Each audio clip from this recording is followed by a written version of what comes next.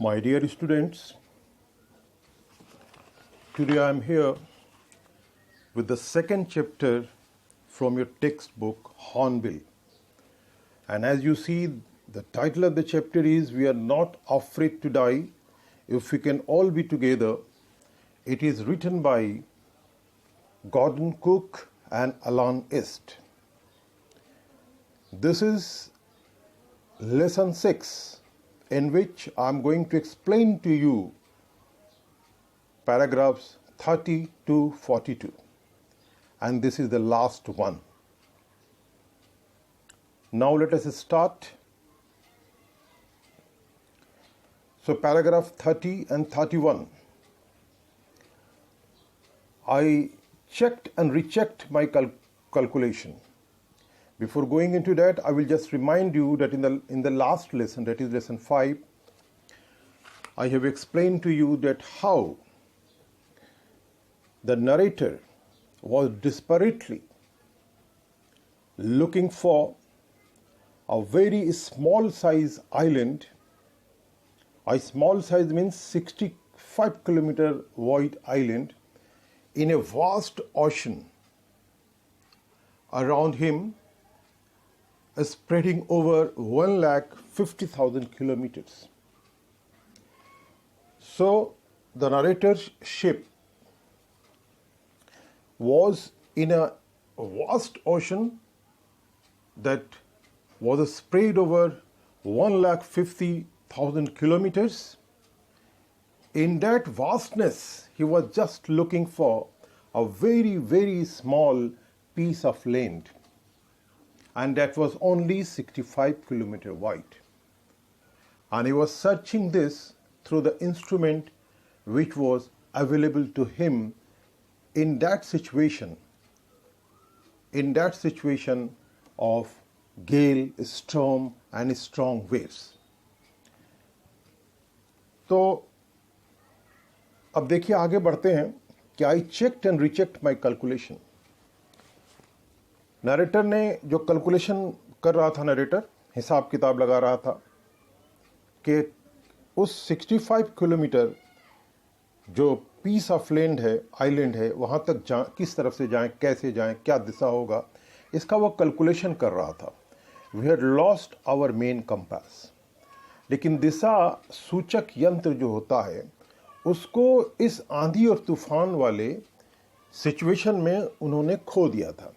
And I was using spare, और अब वो इस्तेमाल कर रहे थे एक बिल्कुल स्पेयर जो अतिरिक्त होता है, फालतू होता है, कहीं टूटा फूटा फेंका हुआ होता है. तो ऐसे यंत्र को लेकर वो काम चला रहे थे which had not been corrected, जो कि करेक्ट नहीं हो रहा था. उसके द्वारा दिखाया हुआ कैलकुलेशन करेक्ट नहीं हो रहा था. क्यों?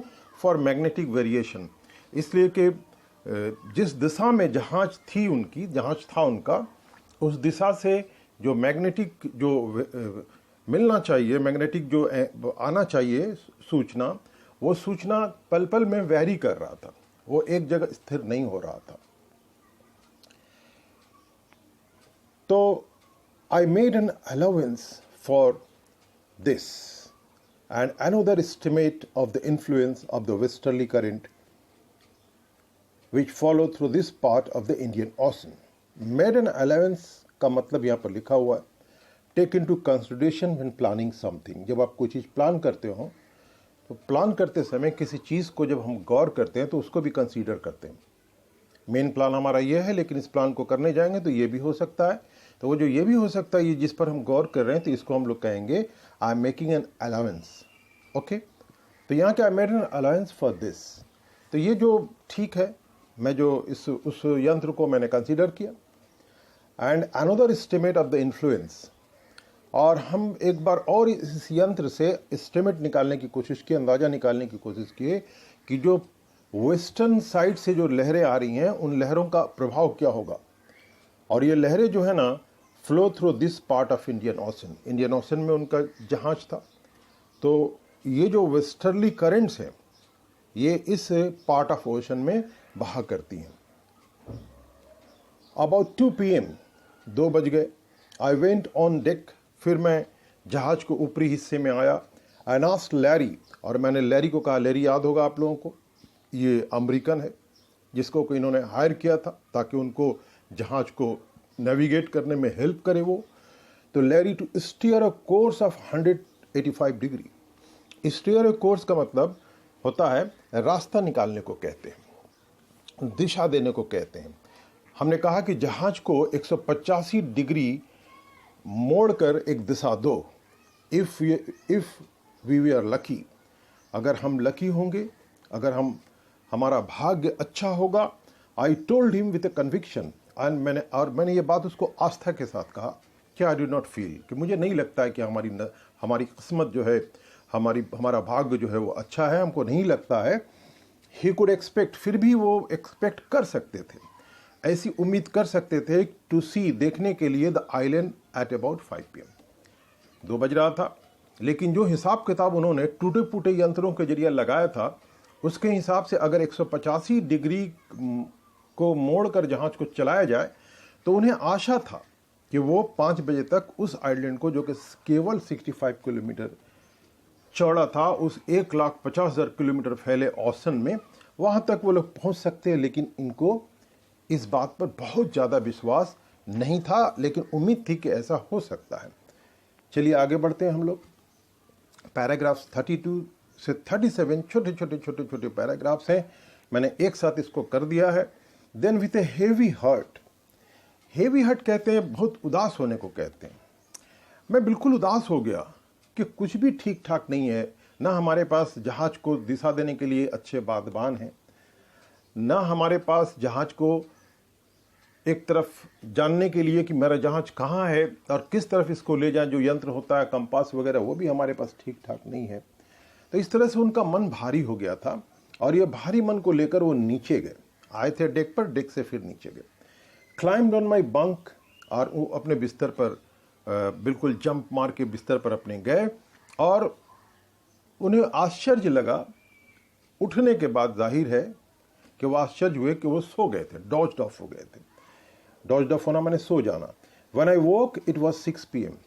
उम्मीद थी कि 5 बजे पहुंच जाएंगे, लेकिन उनकी नींद टूटी तो उन्होंने देखा कि 6 बज गया है। एंड ग्रोइंग डार्क, धीरे धीरे अंधेरा बढ़ रहा है। I knew we must have missed the island. मुझे पता था, ऐसे तो मुझे उम्मीद था कि 5 बजे तक पहुंचेंगे, अब 6 बज गया है। तो उनको वो लग रहा था उनके मन में कि भैया अब चलो, वो आइलैंड आया होगा, वो मिस करके हम लोग निकल गए। And with the sail we had lift, और जिस बादबान के साथ हम लोग सफर पर निकले थे, we could not hope to beat back, उस बादबान से, माने वो मास्ट में लगा हुआ जो कपड़े का जो पर्दा होता है जिसमें कि हवाएं आती हैं, समाती हैं, और उस हवाओं को रोककर उस हवाओं के फोर्स से जहाज को जो आगे ले जाया जाता है। तो जो दुर्दशा हुआ था सेल का, बादबान का, इनको उम्मीद नहीं थी कि ये सेल जो है, ये बादबान जो है, to beat back westerly winds, ये जो वेस्टर्न साइड से जो हवाएं चल रही थी तेज तेज, तो इन हवाओं को वो पर्दा, वो सेल जो है बीट बैक कर पाएगा, मैंने उनसे मुकाबला कर पाएगा, ऐसा उनको कोई उम्मीद नहीं था, ऐसा उम्मीद नहीं कर सकते थे। At that moment a tousled head, tousled का मतलब देखिए, हेड विथ अनटाइडी हेयर, ऐसा सर जिस पर के बाल जो हैं वो झड़ बिल्कुल सजा वजा के नहीं हो, बिखरे हुए हों। तो एक बिखरे हुए बालों वाला कोई सामने आया, अपीयर्ड बाय माई बंक, मेरे बिस्तर के पास और करीब प्रकट हुआ। कैन आई हैव ए हग, उसने कहा कि मैं आपसे गले मिल सकता हूँ। और वो कहने वाला जोनाथन था, यानी नरेटर का बेटा। सू वॉज राइट बिहाइंड हिम, सू माने नरेटर की लड़की, वो ठीक अपने भाई के बगल में खड़ी थी। Why I am getting a hug now, I asked, मैंने पूछा कि भैया क्या हो गया कि मुझे गले लगाया जा रहा है। Because you are the best daddy in the whole world, बच्चों ने कहा कि पापा आप दुनिया के सबसे बेहतरीन डैडी हो, इसलिए हम गले लगाना चाहते हैं। एंड द बेस्ट कैप्टन, दुनिया के आप सबसे बेहतरीन कैप्टन भी हैं। माई सन रिप्लाइड, मेरे बच्चे ने जवाब दिया, not today John, I am afraid. Jonathan को उन्होंने जॉन करके कहा कि नहीं बेटा, आज मुझे एक अच्छा कैप्टन मत कहो। उनके दिमाग में था कि वो जो आइलैंड था उसको मिस कर गए हैं, तो मिस कर गए तो अच्छे कैप्टन नहीं है। तो उन्होंने कहा कि नहीं बेटा, आज अच्छे कैप्टन मुझे मत बोलो, आई एम अफ्रेड, मुझे डर है। किस चीज़ का डर है? कि वो जो आइलैंड जहाँ पर हम सुरक्षित होते पहुँचने के बाद वो खो गया है, वो मिस कर गए हैं। Why you must be said Sue, बेटी ने कहा। नहीं पिताजी, क्यों ऐसा क्यों बोल रहे हैं आप? वाई, क्यों ऐसा बोल रहे हैं? यू मस्ट बी, नहीं नहीं, आप ज़रूर लायक हैं, ज़रूर एक हक के लायक हैं, मैंने आपसे गले मिला जाए इसके लायक हैं आप। In a matter of fact, in a matter of fact का मतलब मीनिंगफुली, मैंने बच्ची ने इस तरह से कहा जैसे कि उसके बात में एक अर्थ हो, मीनिंग हो, उसके वॉइस में एक मीनिंग हो। यू फाउंड द आइलैंड, और एकदम से बहुत तेज से उसने कहा कि नहीं पापा, आपने उस आइलैंड को पा लिया है, वो आइलैंड हमें मिल गया है। चलिए पैराग्राफ 30 to 41, ये भी छोटे छोटे पैराग्राफ्स हैं। What I shouted, मैं चिल्लाया, हाँ क्या हो गया? It is out there in front of us, they chorused। मेरा बेटा मेरी बेटी दोनों ने मिलकर कोरस में कहा कि इट इज आउट देयर, बाहर नजर निकाल के देखिए, हमारे सामने है वो island, as big as a battleship. और वो आइलैंड दूर से उतना ही बड़ा लग रहा था जितना बड़ा एक लड़ाकू पानी का जहाज होता है। आई रस्ट ऑन डेक, मैं दौड़कर डेक पर आया, जहाज के ऊपरी हिस्से में आया। एंगेज्ड विथ रिलीफ, और बहुत ही रिलीफ के साथ, बहुत ही आराम के साथ मैंने गौर से देखा, गेज करना मैंने गौर से देखना, at the stark outline of isle Amsterdam. इसको आइल पढ़ते हैं, आइल आम्स्टरडम, और स्टार्क का मतलब होता है आपको कंप्लीट। मेरे सामने वो पूरा आउटलाइन, कंप्लीट आउटलाइन, एक पूरा आउटलाइन दिख रहा था उस आइसलैंड का जिसका नाम आइल आम्स्टरडम था। It was only a bleak piece of volcanic rock, और ये आइलैंड जो था ना वॉल्कोनिक रॉक से बना था। ये ज्वालामुखी, कभी पहाड़ रहा होगा और उससे ज्वालामुखी से जो लावा वगैरह निकले थे, उन लावाओं को एक जगह जमा हो जाने की वजह से वो आइलैंड बन गया था। और यही वजह थी कि वहाँ पर वेजिटेशन बहुत कम था, वहाँ पर जो हरियाली बहुत कम थी वहाँ पर, ठीक है। और ब्लीक मैंने भी वही होता है, ब्लीक मैंने भी होता है of an area lacking vegetation. तो दूर से दिख रहा था वो आइल आम्स्टरडम, और ये आइल आम्स्टरडम जो था ये एक ऐसा आइलैंड था जो वॉल्केनिक रॉक से बना हुआ था, और जिसके वजह से वहाँ पर वेजिटेशन बहुत कम थे, हरियाली बहुत कम थी। The most beautiful island in the world. फिर भी दूर से वो आइलैंड जो है, जो दुनिया का सबसे खूबसूरत जमीन का एक छोटा सा हिस्सा लग रहा था। We anchored off shore for the night.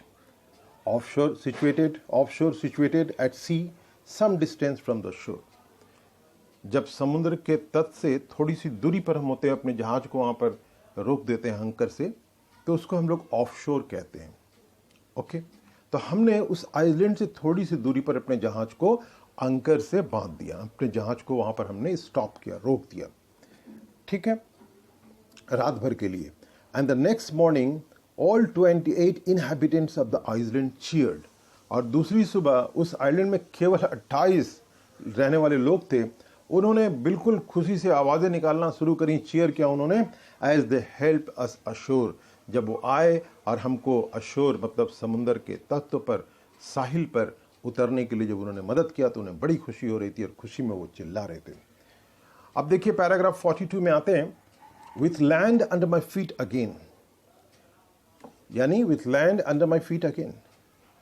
अब तक तो पाँव के नीचे ज़मीन थी ही नहीं, चारों तरफ फैला हुआ समुंदर था, और चारों तरफ से तेज हवाएं आ रही थी, बड़े बड़े लहरें, मजबूत लहरें, बहुत पावरफुल लहरों के थपेड़े इनको लग रहे थे।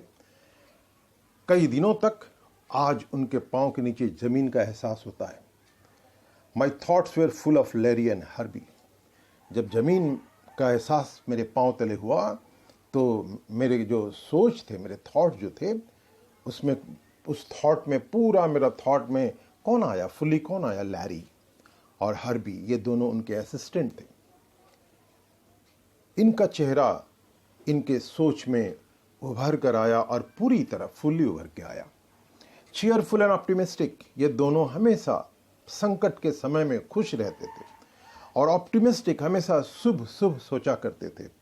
ऑप्टिमिस्टिक मैंने शुभ शुभ सोचना, अंडर द डायरेस्ट स्ट्रेस, मैंने तनाव जब सबसे खराब हो जाता था, डायरेस्ट सबसे खराब हो जाता था, तो सबसे खराब किताओं की स्थिति में भी इनके चेहरे पर खुशी होती थी और इनके बाद विचार में ऑप्टिमिज्म होता था, भला भला सोचते थे, शुभ शुभ सोचते थे।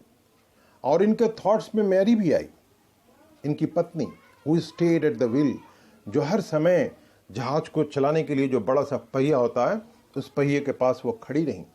For all those crucial hours, उन तमाम ऐसे घंटों में जो घंटे के क्रूशियल थे, बहुत ही इंपॉर्टेंट थे। मोस्ट ऑफ ऑल, और इनमें जो सबसे ज़्यादा अहम है, I thought of A 7-year-old girl, मैंने एक 7 साल के बच्ची के बारे में सोचा। Who did not want us to worry, वो बच्ची जो मेरी बेटी भी थी उनकी, वो उसने हमें परेशान नहीं करना चाहा अबाउट ए हेड इंजरी। उसके सर पर जो इंजरी आया था, सर पर जो चोट आई थी, उस चोट से उसने हमको परेशान करने की कोशिश नहीं किया। We subsequently took 6 minor operation, जो कि बाद में ठीक होने के लिए उस पर 6 छोटे छोटे ऑपरेशन हुए to remove a recurring blood, इसलिए कि उसमें बार बार ब्लड आ जा रहा था, उसको रिमूव करने के लिए ब्लड का क्लॉट जम जा रहा था बिटवीन स्किन एंड स्कल। उसके स्कल और स्किन के बीच में बार बार खून के जो सॉलिड कुछ पार्टिकल्स जम जा रहे थे, तो उसको रिमूव करने के लिए 6 छोटे छोटे ऑपरेशन करने पड़े। लेकिन इसके बावजूद भी उस बच्ची ने हमें तंग नहीं किया। एंड अ 6-year-old बॉय, और वो 6 साल का बच्चा जो उनका बेटा था, was not afraid to die, जिसको मरने से बिल्कुल डर नहीं था। तो ये पैराग्राफ 42 जो कि लास्ट पैराग्राफ है इस चैप्टर का, we are not afraid to die chapter का, ये लास्ट पैराग्राफ है। ये लास्ट पैराग्राफ आपने देखा कि इसको नरेटर ने डिवोट किया है उनके नाम, जिन्होंने उनके जहाज को विशाल समुंदर से लेकर एक छोटे से आइलैंड की तरफ लाने में बड़ी मदद करी थी, उनको उन्होंने याद किया है इस पैराग्राफ में। तो यहाँ पर ये चैप्टर हमारा ख़त्म होता है। And after this, I will start 3rd chapter from Hornbill, and the title of the chapter is Discovering Tut. The saga continues. It is written by A.R. Williams. Till then, open your textbook and read out the chapter. It will help you to understand the lecture in the upcoming class. End of lesson 6. Thanks for watching the video. If you are watching the video for the first time, please subscribe and press the bell icon. Thank you very much.